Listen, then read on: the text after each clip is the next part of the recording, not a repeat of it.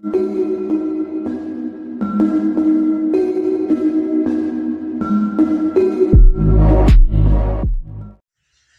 Student, আমি আকাশ sir. আজকের ভিডিওতে আমরা আলোচনা করব ক্লাস 10-এর ফিজিক্যাল সায়েন্সের অতি গুরুত্বপূর্ণ চ্যাপ্টার চলতরিৎ। তোমাদের মনে হতে পারে এতগুলো চ্যাপ্টার থাকতে হঠাৎ কেন আমি চলতরিৎ চ্যাপ্টারটি শুরু করছি। কারণ চলতরিৎ চ্যাপ্টার থেকে মাধ্যমিকে টোটাল 12 মার্কসের কোয়েশ্চেন থাকে। চলতরিৎ চ্যাপ্টার থেকে মাধ্যমিকে 12 মার্কসের কোয়েশ্চেন থাকে, টোটাল মার্কস 12। এর মধ্যে এমসিকিউ থাকে দুটো, 1 নম্বরের শর্ট কোয়েশ্চেন থাকে দুটো, 2 নম্বরের একটা কোয়েশ্চেন থাকে, আর 3 নম্বরের দুটো কোয়েশ্চেন থাকে, অর্থাৎ টোটাল মার্কস 12। কাজেই এই চ্যাপ্টারটি কোনোভাবেই ছাড়া যাবে না। ক্লাস 10-এর বেশিরভাগ স্টুডেন্ট এই চ্যাপ্টারটিকে জটিল এবং কঠিন মনে করে, কিন্তু আমি কথা দিচ্ছি আমার এই ভিডিওটি তোমরা প্রথম থেকে শেষ পর্যন্ত দেখো। ভিডিওতে আমি যেটুখানি পড়াবো সেটুখানি নিয়ে তোমাদের কোনো ডাউট থাকবে না। চ্যাপ্টারটি যেহেতু অনেক বড়, তাই একটি ভিডিওতে গোটা চ্যাপ্টারটি কমপ্লিট করা সম্ভব হবে না, কাজেই একটি ভিডিও দেখলে চলবে না। আজকের ভিডিওটি প্রথম পার্ট হবে, অর্থাৎ তোমাদের পরবর্তী পার্টগুলিও দেখতে হবে পুরো চ্যাপ্টারের কনসেপ্ট ক্লিয়ারের জন্য। তো চলো বেশি কথা না বাড়িয়ে আজকের ভিডিওর প্রথম পার্ট শুরু করি। তো স্টুডেন্ট, চলতরিৎ চ্যাপ্টারে মেন যে বিষয় তোমাদের সাথে আলোচনা করা হবে সেগুলি হলো আধান, কারেন্ট, তড়িৎ ক্ষেত্র, চৌম্বক ক্ষেত্র, তড়িৎ বিভব এবং মডার্ন কিছু যন্ত্রপাতি। প্রথমে আমরা আলোচনা করব আধান সম্পর্কে। এটি একটি আধান।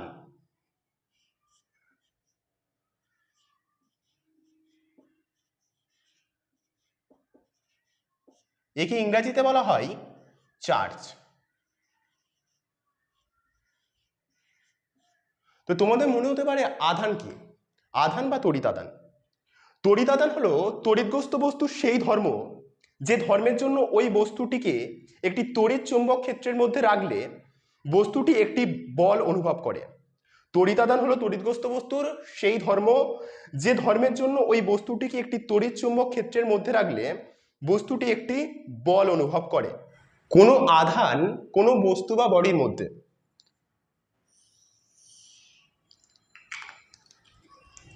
কোনো আধান কোনো বস্তু বা বডির মধ্যে স্থির অবস্থায় থাকলে সেখানে যে তড়িৎ বল ক্রিয়া করে তাকে বলা হয় স্থির তড়িৎ। কোনো আধান কোনো বস্তু বা বডির মধ্যে স্থির অবস্থায় থাকলে সেখানে যে তড়িৎ বল ক্রিয়া করে তাকে বলা হয় স্থির তড়িৎ।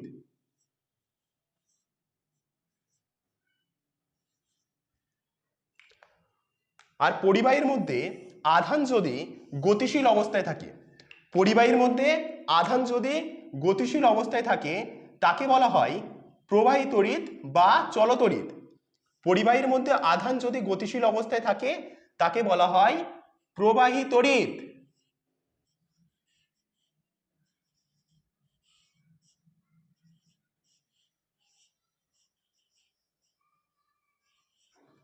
আমি তোমাদেরকে যেমনভাবে পড়াচ্ছি তোমরা অবশ্যই তোমাদের খাতাতে তেমন করে নোটস বানিয়ে নিও। এবার আমরা তড়িতাদানের ধারণা একটি উদাহরণের সাহায্যে বুঝে নিই। একটি প্লাস্টিকের চিরুনিকে ছোট ছোট কাগজের টুকরোর সংস্পর্শে আনলে কিছু হয় না, কিন্তু সেই চিরুনিটিকে যদি আমাদের মাথার শুকনো চুলে ঘষে তারপর সেই কাগজের টুকরোর সংস্পর্শে আনা হয় তাহলে দেখবে যে চিরুনিটি দ্বারা কাগজের টুকরোগুলি আকৃষ্ট হচ্ছে। এটা কি করে হয়? তোমাদের মনে অবশ্যই প্রশ্নটা জাগে। শুকনো চুলে ঘষার পূর্বে চিরুনিটি নিস্তড়িৎ ছিল, কিন্তু ঘষার পরে চিরুনিটি তড়িৎগ্রস্ত হয়ে কাগজের টুকরোগুলির ওপর তড়িৎ বল প্রয়োগ করে সেগুলিকে আকৃষ্ট করে। এবারে আসি তড়িতাদানের প্রকারভেদ নিয়ে। তড়িতাদান কয় প্রকার ও কি কি? প্রকৃতি অনুযায়ী তড়িতাদান 2 প্রকার।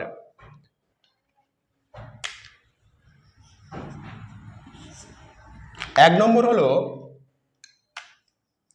ধনাত্মক তড়িতাদান বা পজিটিভ ইলেকট্রিক চার্জ। ধনাত্মক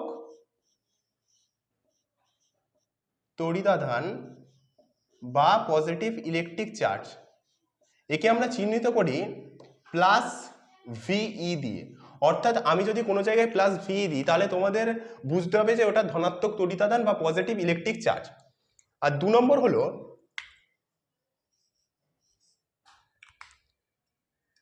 ঋণাত্মক তড়িতাদান।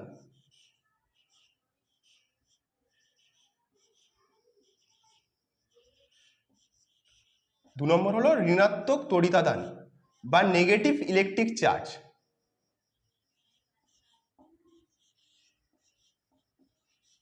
একে আমরা চিহ্নিত করি মাইনাস ভিই দিয়ে।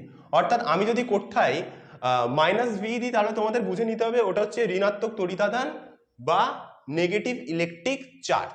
এবারে আলোচনা করব তড়িতাদানের ধর্মগুলোকে নিয়ে।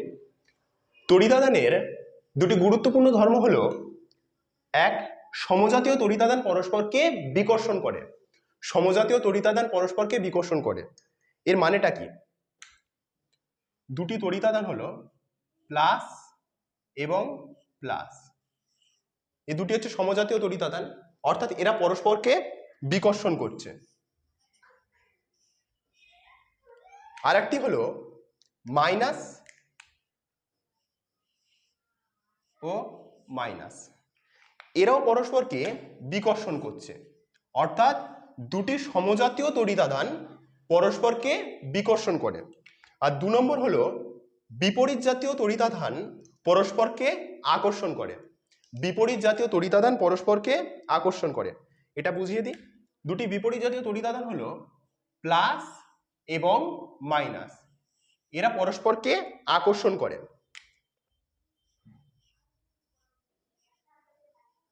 বিপরীত জাতীয় তড়িতাদান, দুটি বিপরীত জাতীয় তড়িতাদান পরস্পরকে আকর্ষণ করে। আবার বলে দিই আরেকবার, সমজাতীয় তড়িতাদান পরস্পরকে বিকর্ষণ করে আর বিপরীত জাতীয় তড়িতাদান পরস্পরকে আকর্ষণ করে। এটি খুবই গুরুত্বপূর্ণ একটা কোয়েশ্চেন, তোমাদের মাধ্যমিক পরীক্ষাতে এরকম ডিরেক্ট দিয়ে দিতে পারে যে তড়িতাদানের দুটি ধর্ম উল্লেখ করো। এরকম প্রশ্ন দিলে তোমরা এই দুটো ধর্ম উল্লেখ করে দেবে, 2 এ 2 পেয়ে যাবে। এবারে আলোচনা করব কুলম্বের সূত্র নিয়ে, কুলম্বস ল। এটি খুবই গুরুত্বপূর্ণ, মানে ক্লাস 12-এ যদি তোমরা সায়েন্স নিয়ে পড়ো তবে এই কুলম্বের সূত্র তোমরা দেখতে পাবে। কুলম্বের সূত্রটি হলো দুটি বিন্দু আধানের মধ্যে আকর্ষণ বা বিকর্ষণ বলের মান আধান দুটির গুণফলের সমানুপাতিক এবং এদের মধ্যবর্তী দূরত্বের বর্গের ব্যস্তানুপাতিক। দুটি বিন্দু আধানের মধ্যে আকর্ষণ বা বিকর্ষণ বলের মান আধান দুটির গুণফলের সমানুপাতিক এবং এদের মধ্যবর্তী দূরত্বের বর্গের ব্যস্তানুপাতিক। ব্যাপারটা তোমাদের একটু বুঝিয়ে দিই।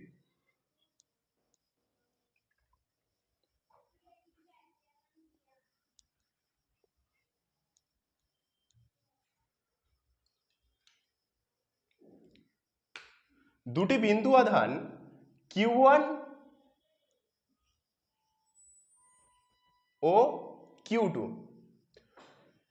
দুটি বিন্দু আধান Q1 ও Q2 পরস্পর থেকে r দূরত্বে অবস্থিত।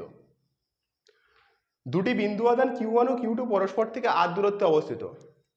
আধান দুটির মধ্যে ক্রিয়াশীল বল F হলে, আধান দুটির মধ্যে ক্রিয়াশীল বল F হলে, তাহলে কুলম্বের সূত্রানুসারে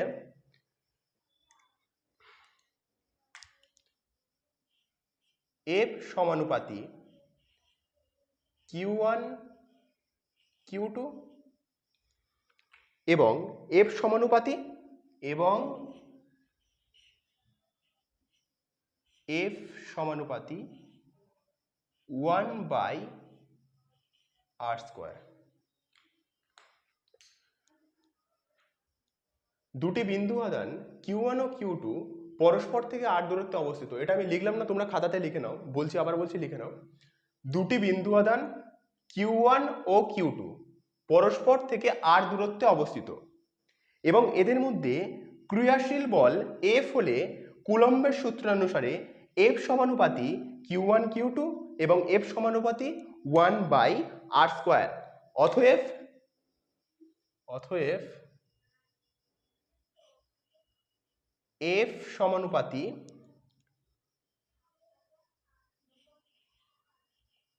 Q1 Q2 divided by r²। এটা বক্স করে নিও তোমরা। এটা হলো কুলম্বের সূত্রের গাণিতিক রূপ।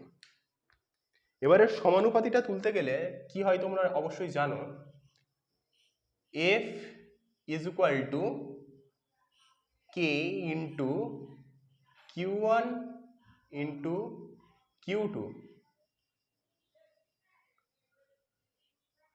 Q1 into Q2 divided by R square. এখানে K হলো একটি সমানুপাতিক ধ্রুবক। আচ্ছা, আমি এটা এখানটায় লিখছি, K ইজ ইকুয়াল টু সমানুপাতিক ধ্রুবক।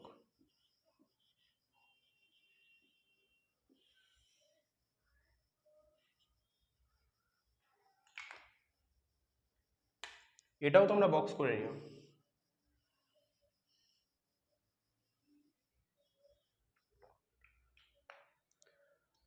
তাহলে কুলম্বের সূত্রটা তোমরা বুঝতে পারলে, দুটি বিন্দু আধান Q1 ও Q2 পরস্পর থেকে r দূরত্বে অবস্থিত এবং এদের মধ্যে ক্রিয়াশীল বল F হলে কুলম্বের সূত্র অনুসারে F সমানুপাতি Q1 Q2 এবং F সমানুপাতি 1/r স্কোয়ার। অতএব F সমানুপাতি Q1 Q2 divided by r square. অতএব সমানুপাতি চিহ্নটা তুলতে সমান সমান করতে গেলে একটা কনস্ট্যান্ট নিয়ে আসতে হয়। এখানে K হলো ওই কনস্ট্যান্ট বা সমানুপাতিক ধ্রুবক, F is equal to Q into Q1 Q2 by r square. এটা হলো কুলম্বের সূত্রের গাণিতিক রূপ। পরীক্ষায় যদি আসে কুলম্বের সূত্রটি বিবৃত করো, তাহলে তোমরা কুলম্বের সূত্রটি লিখবে এবং এর গাণিতিক রূপটিও লিখবে। তোমরা দেখলে কুলম্বের সূত্রের গাণিতিক রূপটি হলো F সমানুপাতি Q1 Q2 by r square বা F is equal to K into Q1 Q2 by r square. এই K এর দুটো মান আছে, একটা হচ্ছে SI পদ্ধতিতে আর একটা হচ্ছে CGS পদ্ধতিতে। SI পদ্ধতিতে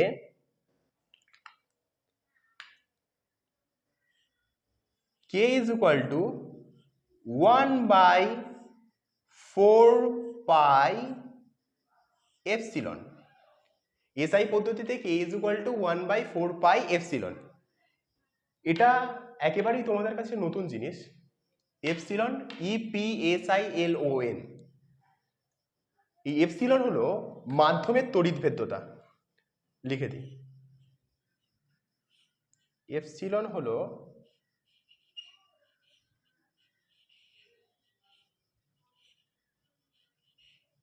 মাধ্যমের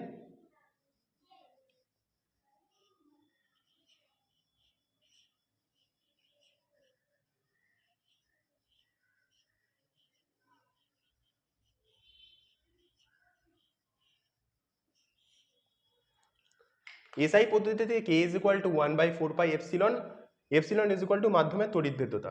অতএব SI পদ্ধতিতে কুলম্বের সূত্রের গাণিতিক রূপটি হলো SI পদ্ধতিতে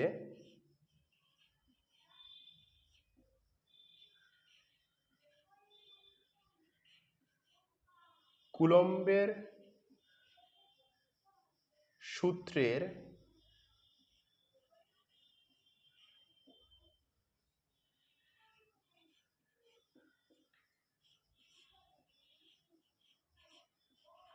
গাণিতিক রূপ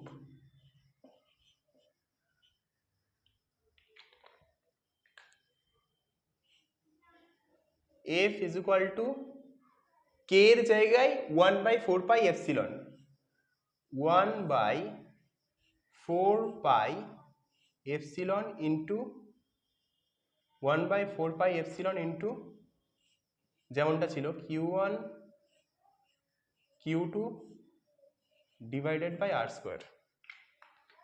অর্থাৎ এটি হলো SI পদ্ধতিতে কুলম্বের সূত্রের গাণিতিক রূপ।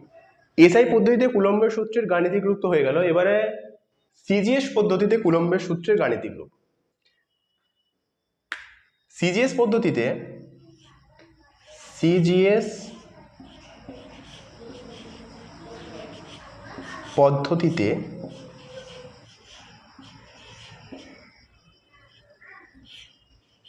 K is equal to 1/K, K is equal to 1/K। এখানে এই Kটি হলো পরাবৈদ্যুতিক ধ্রুবক।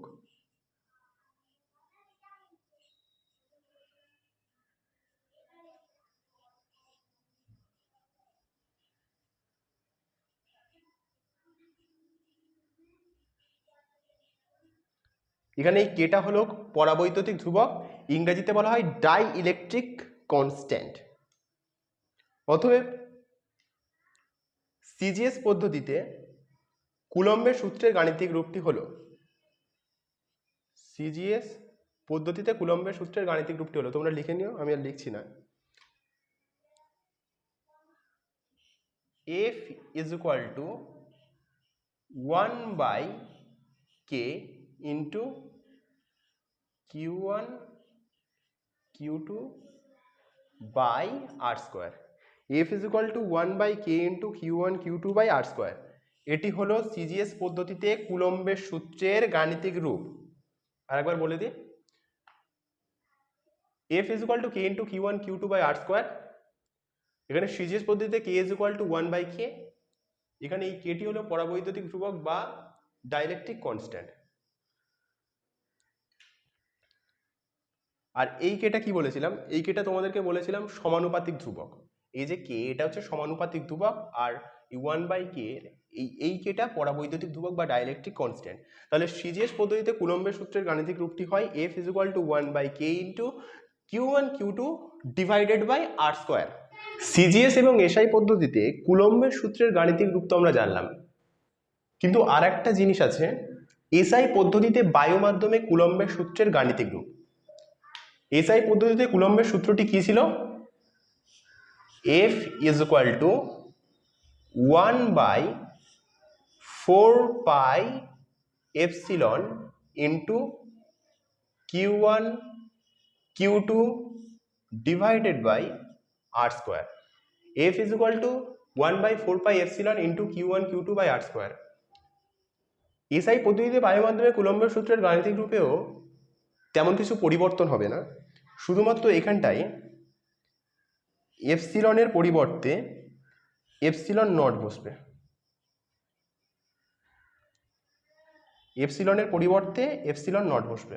অতএব এসআই পদ্ধতিতে বায়ু মাধ্যমে কুলম্বের সূত্রের গাণিতিক রূপটি হলো F is equal to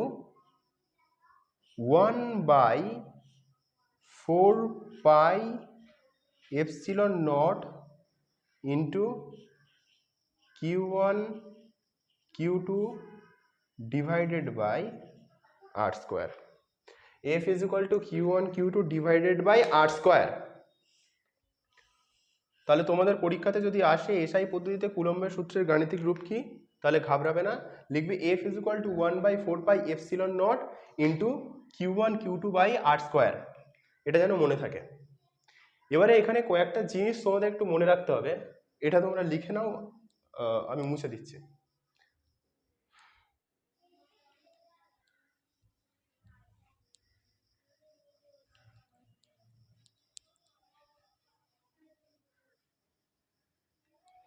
বলছিলাম যে জিনিসগুলো তোমাদের মনে রাখতে হবে সেটা হলো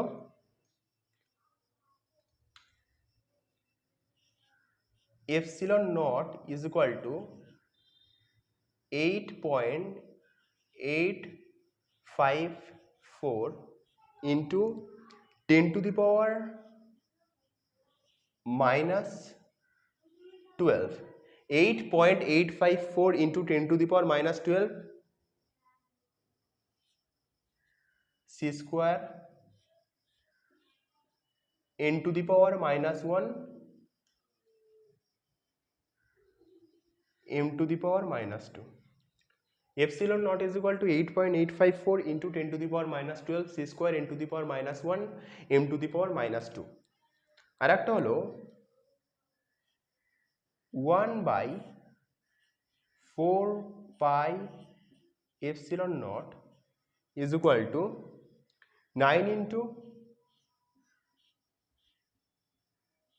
10 to the power 9 Newton meter square c to the power minus 2। Newton meter square c to the power minus 2। অতএব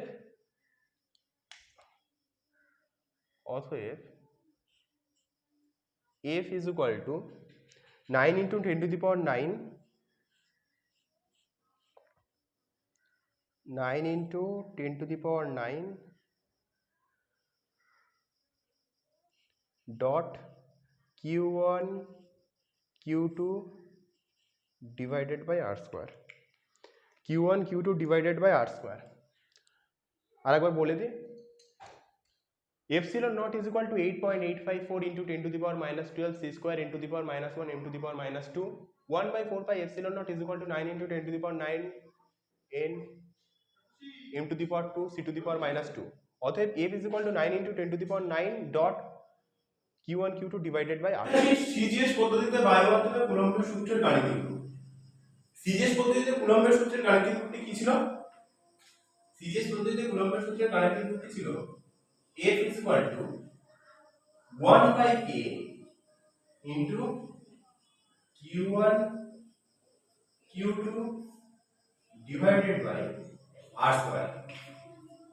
সিজিএস পদ্ধতিতে বায়ুবন্ধনে কুলম্বের সূত্রের গাণিতিক রূপটি হবে F is equal to q1 q2 by r square। কারণ বায়ুবন্ধনে k is equal to 1 by k is equal to 1 হলে F is equal to 1 k এর জায়গায় 1 বসবে, 1 into q1 q2 divided by r square। F is equal to 1 by 1 into q1 q2 by r square। অতএব F is equal to q1 q2 by r square। F is equal to q1 q2 by r square। এটা তোমরা box করে নাও। এটি হলো CGS পদ্ধতিতে বায়ুবন্ধনে কুলম্বের সূত্রের গাণিতিক রূপ। তাহলে তোমাদের পুরো ব্যাপারটা আরেকবার মনে করিয়ে দিই।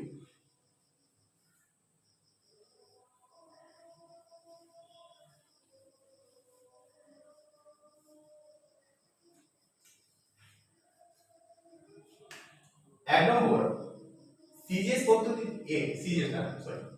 এক নম্বর হচ্ছে এসআই পদ্ধতিতে কুলম্বের সূত্রের গাণিতিক রূপটি হলো F is equal to 1 by 4 pi epsilon into q1 q2 divided by r square। দু নম্বর সিজিএস পদ্ধতিতে কুলম্বের সূত্রের গাণিতিক রূপ F is equal to 1 by k into q1 q2 divided by r square। 3 number SI পদ্ধতিতে বায়ুবন্ধনে কুলম্বের সূত্রের গাণিতিক রূপ F is equal to 1 by 4 pi epsilon naught into q1 q2 by r square। এখানে এপসিলন হলো মাধ্যমের তড়িৎভেদ্যতা আর এপসিলন নট হলো বায়ু বা শূন্য মাধ্যমের তড়িৎভেদ্যতা। এপসিলন নট হলো বায়ু বা শূন্য মাধ্যমের তড়িৎভেদ্যতা। 4 নম্বর সিজিএস পদ্ধতিতে বায়ুবন্ধনে কুলম্বের সূত্রের গাণিতিক রূপটি হলো q1 q2 divided by r square। এই চারটি ফর্মুলা তোমরা অবশ্যই মনে রেখো আর খাতাতে নোটস বানিয়ে নিও। মানে আমি যেমন করে নোটস লেখাচ্ছি তোমরা অবশ্যই তেমন করে নোটসটা লিখো, নয়তো পরে বিপদে পড়বে। শুধু বুঝলে হয় না, তার সাথে সাথে নোটস তো তৈরি করতে হয়। এটা হচ্ছে এসআই পদ্ধতিতে কুলম্বের সূত্রের গাণিতিক রূপ, সিজিএস পদ্ধতিতে কুলম্বের সূত্রের গাণিতিক রূপ, বায়ু মাধ্যমে এসআই পদ্ধতিতে কুলম্বের সূত্রের গাণিতিক রূপ, বায়ু মাধ্যমে সিজিএস পদ্ধতিতে কুলম্বের সূত্রের গাণিতিক রূপ। এবারে খুবই গুরুত্বপূর্ণ একটি জিনিস হলো আধানের একক। এক, এসআই বা ব্যবহারিক একক। আধানের এসআই বা ব্যবহারিক একক হলো কুলম্ব। আর দুই, সিজিএস একক। আধানের সিজিএস একক হলো ইএসইউ বা স্ট্যাট কুলম্ব। এটি খুবই গুরুত্বপূর্ণ আধানের একক। এটা খুব বারবার পরীক্ষায় আসে, মাধ্যমিক পরীক্ষার জন্য বিশেষ করে এই আধানের ব্যবহারিক একক খুব গুরুত্বপূর্ণ।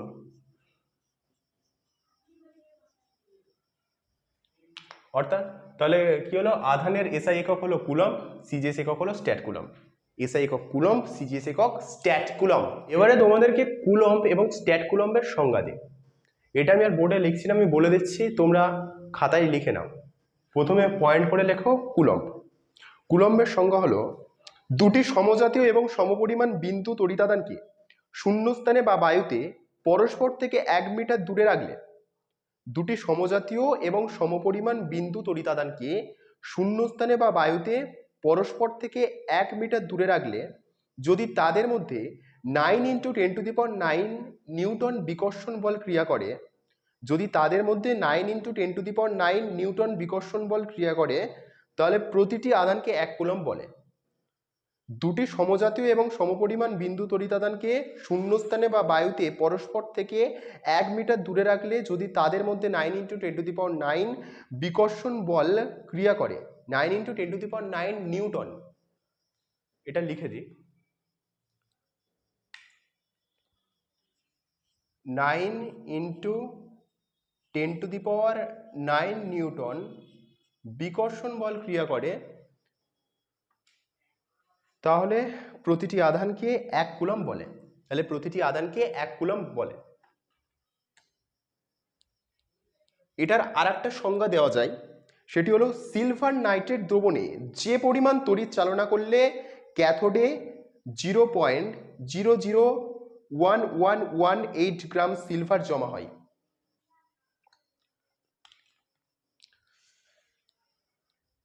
জিরো পয়েন্ট 0.118 গ্রাম সিলভার জমা হয়।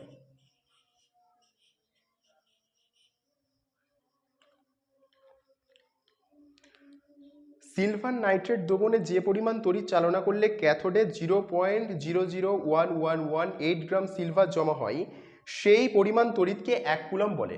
সেই পরিমাণ তড়িৎকে 1 কুলম্ব বলে। এটা তোমরা খাতায় লিখে নাও, দুটো সংজ্ঞায় লিখে নাও, কারণ পরীক্ষার সময় একটা ভুলে যেতে পারো, তখন আরেকটা কাজে লাগবে। এবার আসি স্ট্যাট কুলম্বের সংজ্ঞা। এবারে তোমরা পয়েন্ট করো স্ট্যাট কুলম্ব। স্ট্যাট কুলম্বের সংজ্ঞাটি হলো দুটি সমজাতীয় এবং সমপরিমাণ বিন্দু তড়িতাদানকে শূন্যস্থান বা বায়ুতে পরস্পর থেকে 1 সেমি দূরে রাখলে, শূন্যস্থান বা বায়ুতে পরস্পর থেকে 1 সেমি দূরে রাখলে যদি তাদের মধ্যে 1 ডাইন বিকর্ষণ বল ক্রিয়া করে, তাহলে প্রতিটি আধানকে 1 ESU, তাহলে প্রতিটি আধানকে 1 ESU বা স্ট্যাট কুলম্ব বলে। আর একবার বলে দিই, দুটি সমজাতীয় এবং সমপরিমাণ বিন্দু তড়িতাদানকে শূন্যস্থান বা বায়ুতে পরস্পর থেকে 1 সেমি দূরে রাখলে যদি তাদের মধ্যে 1 ডাইন বিকর্ষণ বল ক্রিয়া করে, তাহলে প্রতিটি বলকে 1 ESU বা স্ট্যাট কুলম্ব বলা হয়। এবারে তোমরা নোট বলে রেখো, NOTE, নোট। নোট বলে তোমাদের দুটো জিনিস লেখাবো, একটু লিখে নিও। তড়িতাদানের তো আমরা দুটো একক পড়লাম, SI একক আর CGS একক। SI একক হলো কুলম্ব আর CGS একক হলো স্ট্যাট কুলম্ব। এবারে তড়িতাদানের আরো দুটি একক, ছোট একক আছে। লেখো তড়িতাদানের দুটি ছোট একক হলো, এখানে লেখো তড়িতাদানের দুটি ছোট একক হলো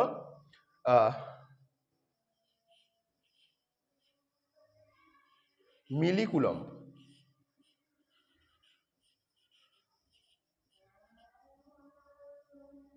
তড়িতাদানের দুটি ছোট একক হলো মিলি কুলম্ব এবং মাইক্রো কুলম্ব।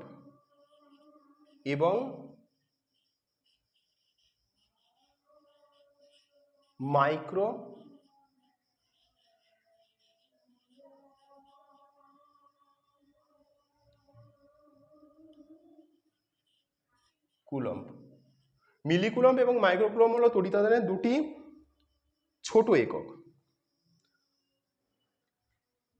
এটা লিখে নাও, তড়িতাদানের দুটি ছোট একক হলো মিলি কুলম্ব এবং মাইক্রো কুলম্ব।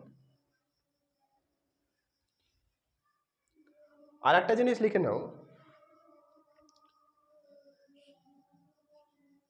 1 MC, MC মানে মিলি কুলম্ব, লিখে দিই 1 MC বা 1 millicoulomb is equal to 10 to the power -3 coulomb. 1 millicoulomb is equal to 10 to the power -3 coulomb. আর একটা জিনিস লিখে নাও,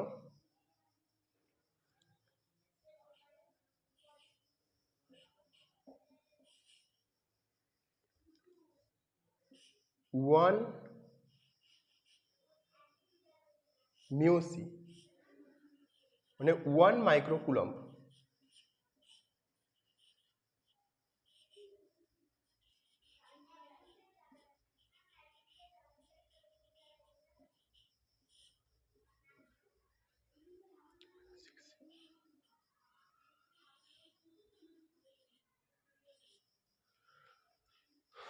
one millicoulomb is equal to 10 to the power -3 coulomb, আর 1 microcoulomb is equal to 10 to the power -6 coulomb.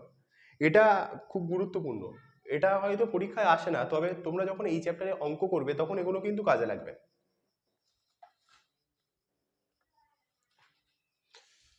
এই দুটো জিনিস তোমরা লিখে নাও, আমি মুছে দেবো।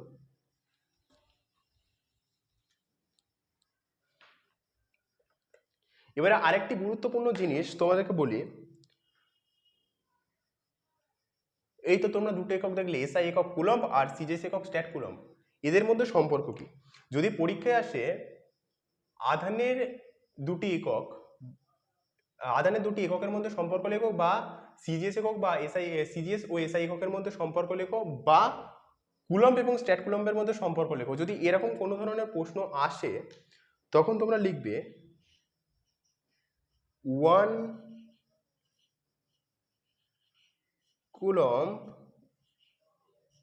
Coulomb is equal two 3 into 10 to the power 9 stat coulomb। 1 coulomb is equal to 3 into 10 to the power 9 stat coulomb। stat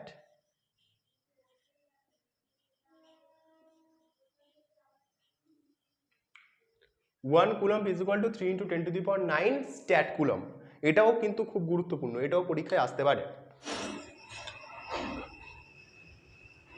ভিডিওর প্রথম পর্ব অর্থাৎ ফার্স্ট পার্ট এখানেই শেষ করছি। আজকের ভিডিওতে আমরা আলোচনা করলাম তড়িৎ আধানের ধারণা সম্পর্কে এবং কুলম্বের সূত্র সম্পর্কে, আর শেষে আলোচনা করলাম আধানের একক নিয়ে।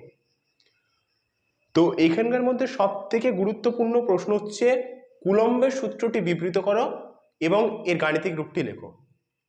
এটা প্রত্যেক বছরই ধরতে গেলে আসে, মানে ধরো 2015 সালে এসেছিল, 17 সালে এসেছিল, মানে এক বছর ছেড়ে ছেড়ে এটা আসে। যদি গত বছরে না এসে থাকে তাহলে ধরে রাখো এবছরে আসবে। এটি খুবই গুরুত্বপূর্ণ, এটি অবশ্যই তোমরা গুরুত্ব দিয়ে পড়ো এবং ভিডিওটি তোমরা দেখার সাথে সাথে নোটও বানিয়ে নিও, কারণ শুধু দেখলে চলবে না, খাতায় লিখতে হবে। কারণ কথায় আছে লেখা পড়া, লিখতে হবে, পড়তে হবে। তো সবাই ভালো থেকো, আজকের ভিডিও এই পর্যন্ত।